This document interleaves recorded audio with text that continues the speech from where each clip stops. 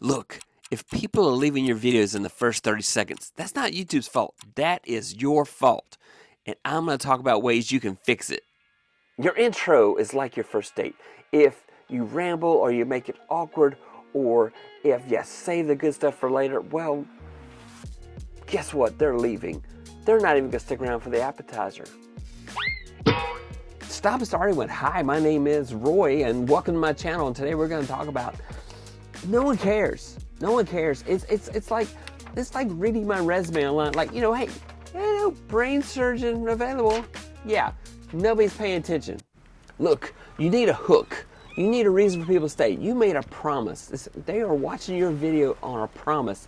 And if you don't deliver fast, they're out, man. Imagine Stranger Things starting off with small talk. That just wouldn't fly.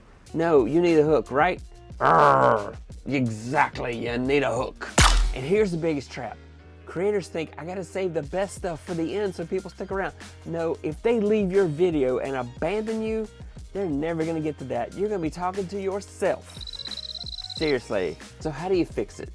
Well, you start with the problem your viewer has. Then you tease the solution immediately, and then you deliver value right away. It's hook, tease, deliver. That is the holy trinity of a strong intro. Now, before you go off and start obsessing about your analytics, watch the next video in my series. I'm gonna save you hours of stress. Hit subscribe now, and I'll see you there.